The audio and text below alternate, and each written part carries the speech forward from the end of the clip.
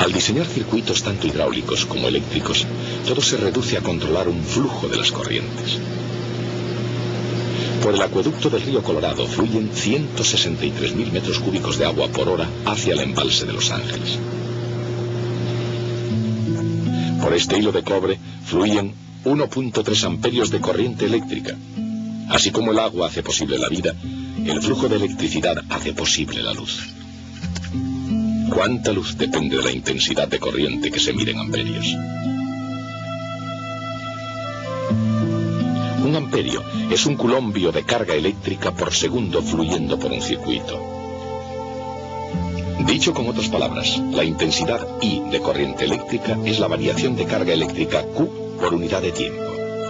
En cualquier instante esa intensidad es la misma en todos los puntos a lo largo del hilo, porque la carga eléctrica, como el agua, ni se crea ni se destruye a lo largo del camino. Simplemente se mantiene circulando. Mientras que los ríos han estado circulando durante miles de años, hasta 1800 la electricidad era básicamente un campo estático. En ese año Alessandro Volta se adelantó e inventó la batería. Esta nueva fuente de energía llamada pila voltaica hizo posible que se pudiera mantener un flujo de electricidad y se abrieran las compuertas del progreso. Con ello, Sir Humphry Davy pudo obtener pronto nuevos y brillantes metales, sodio y potasio, a partir de las sales de sodio y potasio. Pocos años después, Hans Christian Ørsted desvió una aguja magnética con solo la corriente de una pila voltaica y así descubrió el electromagnetismo. Más tarde, en el siglo XIX, Thomas Edison utilizó el flujo continuo de la corriente eléctrica suministrada por una pila voltaica para desarrollar la primera lámpara eléctrica. Y también utilizó esa corriente para perfeccionar un dispositivo inventado por otros, el telégrafo. Mucho antes, Carl Friedrich Gauss había visto el potencial en la desviación de la aguja de la brújula de Ørsted. El cierre de un interruptor eléctrico en un cierto lugar podía hacer que en otro lugar se moviera un imán. Muy pronto también otros llegaron a conseguir eso mismo. El telégrafo mantenía la promesa de una comunicación casi instantánea a larga distancia. Pero al principio la promesa de esa llamada a larga distancia tuvo una vida corta. Después de recorrer varios kilómetros, la señal era demasiado débil para hacer funcionar el dispositivo magnético.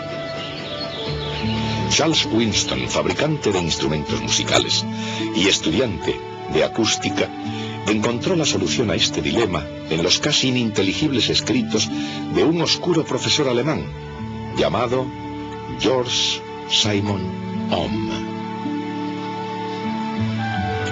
Winston demostró, mediante experimentación directa, lo que Ohm había predicho a base de razonamientos matemáticos abstractos.